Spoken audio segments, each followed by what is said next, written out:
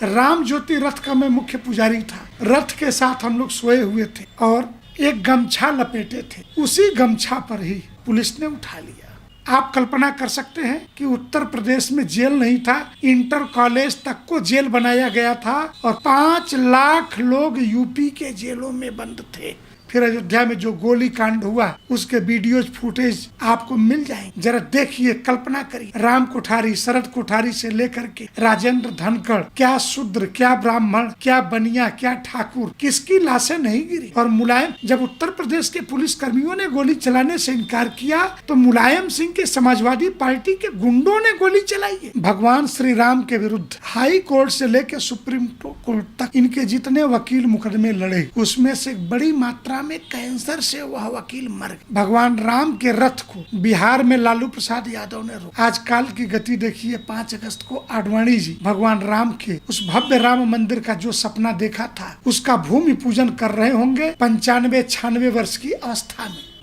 स्वामी जी, कहीं न कहीं इस दिन के पीछे बहुत बड़ा संघर्ष है, लाखों लोगों की बलिदानी है और वक्त भी यही कहता है, समय भी यही कहता है कि कहीं न कहीं जो ऐतिहासिक तथ्य वर्तमान पीढ़ी जानने से वंचित रह गई है उनको जो है जाना जाए। तो हम चाहेंगे कि आप संक्षेप में कुछ ऐतिहासिक तथ्यों के बारे में बताएं जो इससे जुड़ा है। श्री राम जन्मभूमि का संपूर्ण आंदोलन 80 भागों में विभक्त है। ऐसा नहीं है कि 1528 में बाबर के कहने पे उसके सेनापति मीर बांकी ने अयोध्या में भगवान श्री राम की जन्मभूमि पर बने मंदिर को तोड़ दिया। बात इतने से नहीं शुरू है, उस समय से लेकर के अंतिम संघर्ष 1992 ढांचा गिरने तक एक एक क्षण हिंदू समाज ने संघर्ष किया है। आप कल्पना कर सकते हैं कितने लोगों की बलि चढ़ी होगी। अयोध्या के 50 किलोमीटर की एरिया के राजपूत मुगलों से संघर्ष में मारे गए। उनकी माँ बहनों की इज्जत मुगलों ने लूट ली और लूटी ही नहीं, उनको इस्लाम में परिवर्तित कर दिया। जो छोटे छोटे बच्चे थे वो युद्ध नहीं कर सकते थे, लेकिन उन्हें याद था।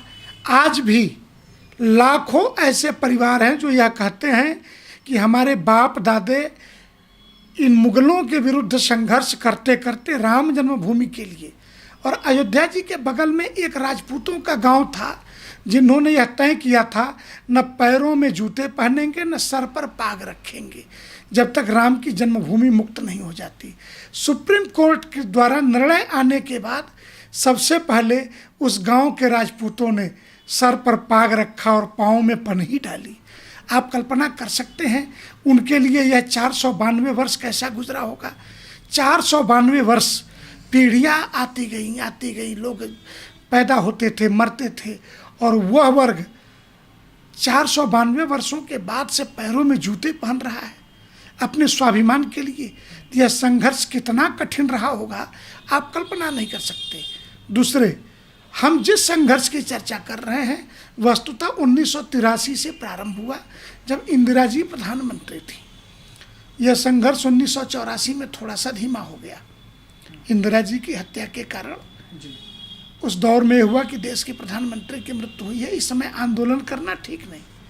लेकिन 84 के बाद पुनः 85 में यह आंदोलन एकात्मता यात्रा के बहाने राष्ट्रीय स्वयंसेवक संघ, विश्व हिंदू परिषद और सर्वप्रथम श्री राम जन्मभूमि मुक्ति यज्ञ समिति, जिसके अध्यक्ष महंत अवैधनाथ जी महाराज गोरखपुर, और कांग्रेस के नारायण दत्त तिवारी के कैबिनेट से इस्तीफा देकर के अलग हुए डॉक्टर दाऊ दयाल खन्ना जो कैबिनेट मंत्री थे वो महामंत्री बने इसके। और जो विश्व हिंदू परिषद में वर्तमान में अंतर्राष्ट्रीय संयुक्त महामंत्री हैं राजेंद्र सिंह पंकज, उस समिति के मंत्री बने। उस समिति में एक और मंत्री थे जो बाद में चलकर हिंदू महासभा के राष्ट्रीय अध्यक्ष भी हुए और अभी वृद्धावस्था के कारण थोड़ा लेखन कार्य में दिनेश त्यागी। ये कुछ नाम थे जो आंदोलन शुरू करने में। पहले कार्यक्रम में गुलजारी लाल नंदा जी मंच पर आए, लेकिन कांग्रेस की इंटरनल पॉलिटिक्स ने फिर गुलजारी लाल नंदा जी को मना कर दिया कि राम जन्मभूमि के आंदोलन में संघ परिवार के मंच पे आपको नहीं जाना। अब यहाँ से शुरू होता है विभक्तिकरण की राजनीति, जहाँ 88-89 में स्वामी स्वरूपानंद सरस्वती का प्रवेश होता है। अखिल भारतीय श्री राम जन्मभूमि पुनरुद्धार समिति के नाम से एक पैरेलल संस्था बना करके, हालांकि कोई योगदान नहीं तब तक 1986 से लेकर के जब अयोध्या में 5 अप्रैल को एक बृहद रैली हुई, उस रैली से पहले पूरे देश में एक यात्रा निकली कि रामलला ताले में बंद है। जिला जज थे कृष्ण मोहन पांडे, उनके यहाँ एक मुकदमा गया और पुलिस अधीक्षक को बुला के पूछा कि क्या मैं ताला खोल दूं, क्योंकि यह गैर कानूनी रूप से ताला लगाया गया है, भगवान रामलला के मंदिर में लोग बाहर से पूजा कर रहे हैं, आप संभाल लोगे? तो सिख पुलिस अधीक्षक ने कहा कि आप निश्चिंत होकर के, बेफिक्र होकर के आप यह करिए। जिलाधिकारी थे उस समय नैयर साहब, जिला जज कृष्ण मोहन पांडे। इतिहास साक्षी है। आज जो लोग ब्राह्मण एकता, ब्राह्मणों की बात कर रहे हैं, इन लोगों ने, कृष्ण मोहन पांडे ने श्री राम जन्मभूमि का ताला खोला था। इसके कारण हाई कोर्ट का जज नहीं बनने दिया और हाई कोर्ट के चीफ जस्टिस से तत्कालीन प्रधानमंत्री राजीव गांधी ने बात करके इनके CR कैरेक्टर जो रजिस्टर था उसको खराब कराने की कोशिश की गई थी। वो लोग आज ब्राह्मण की बात करते हैं और ऐसे लोगों से मुझे नफरत हो जाती है। फिर यह आंदोलन आगे बढ़ा। 89 में 9 नवंबर को शिलान्यास हुआ। उस समय पूज्य वामदेव जी, 1986 में ही वामदेव जी ने अखिल भारतीय संत समिति का युद्ध घोष कर दिया था। देश के सभी संत, ये 127 मत पंथ संप्रदाय एकजुट होकर मंच पे आने लगे थे, क्योंकि वामदेव जी बहुत वरिष्ठ थे और पहली बार अपना मचान छोड़ करके प्रयाग के 89 के कुंभ में ब्रह्मर्षि देवराहा बाबा भी विश्व हिंदू परिषद के धर्म संसद में पधारे और कहे, बच्चा देखना, एक एक ईंट लोग उखाड़ ले जाएंगे अयोध्या से और वहाँ तो रामलला का भव्य राम मंदिर बनेगा। आज ब्रह्मर्षि देवराहा बाबा की वाणी सत्य होने जा रही है। आज वामदेव जी नहीं है, दिगंबर अखाड़े के तत्कालीन महंत ब्रह्मलीन रामचंद्र दास परमहंस जी, जिनकी आवाज गूंजती थी दुनिया के अंदर, माइक पर क्या आवाज गूंजेगी, और वो शेरवाणी 90 का आंदोलन 30 अक्टूबर 2 नवंबर इन दोनों दिन गोली चली। उसके पहले 7 अक्टूबर को सायंकाल बांदा में दंगा हुआ था। कल्याण सिंह जी जाना चाहते थे, बीजेपी के नेता विधानमंडल दल थे। शाम को 5 बजे के आसपास मुलायम सिंह यादव ने कल्याण सिंह को गिरफ्तार करा लिया और रात्रि में तत्कालीन देवरिया जिले के हाटा तहसील में अहिरौली थाना के एक गांव में राम ज्योति रथ का मैं मुख्य पुजारी था। रथ के साथ हम लोग सोए हुए थे और एक गमछा लपेटे थे। उसी गमछा पर ही पुलिस ने उठा लिया। फिर रातों रात देवरिया ले गए 50 किलोमीटर दूर। सवेरे वहाँ से 10-11 बजे 2-3 केला खिला करके फिर बस्ती जिला कारागार में 2-2:30 बजे शाम तक भर्ती कर दिया। उसके दूसरे दिन दुर्गा मिश्रा, सूर्य प्रताप शाही जो वर्तमान कैबिनेट मंत्री हैं, इनके पिता राजेंद्र किशोर शाही समेत बहुत सारे वरिष्ठ लोगों को बस्ती जिला कारागार पहुंचा दिया गया। यूं कहूं कि 7 अक्टूबर से 15 अक्टूबर के बीच जो जेल भरो चला, आप कल्पना कर सकते हैं कि उत्तर प्रदेश में जेल नहीं था, इंटर कॉलेज तक को जेल बनाया गया था और 5 लाख लोग यूपी के जेलों में बंद थे। इसके बाद मुलायम सिंह का दर्प चूर किया कार सेवकों ने कि परिंदा भी पर नहीं मार सकता, और उस परिस्थिति में लाखों कार सेवक अयोध्या पहुंच गए। यह बौखलाहट क्यों थी मुलायम सिंह की? फिर अयोध्या में जो गोली कांड हुआ उसके वीडियोज फुटेज आपको मिल जाएंगे, जरा देखिए, कल्पना करिए। राम कोठारी, शरद कोठारी से लेकर के राजेंद्र धनखड़, क्या शूद्र, क्या ब्राह्मण, क्या बनिया, क्या ठाकुर, किसकी लाशें नहीं गिरी। और मुलायम, जब उत्तर प्रदेश के पुलिस कर्मियों ने गोली चलाने से इनकार किया तो मुलायम सिंह के समाजवादी पार्टी के गुंडों ने गोली चलाई है पुलिस की वर्दी पहन करके। बड़ा भारी संघर्ष हुआ।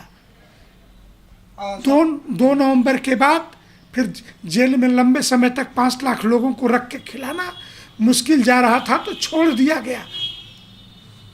स्वामी जी, अगर बात कर लिया जाए तो जब भी अयोध्या की बात आती है तो एक घटना जो है कि सबके जहन में आता है, वो ये है कि आडवाणी जी का जो रथ यात्रा थी उसको लालू प्रसाद यादव ने बिहार के समस्तीपुर में रोका था।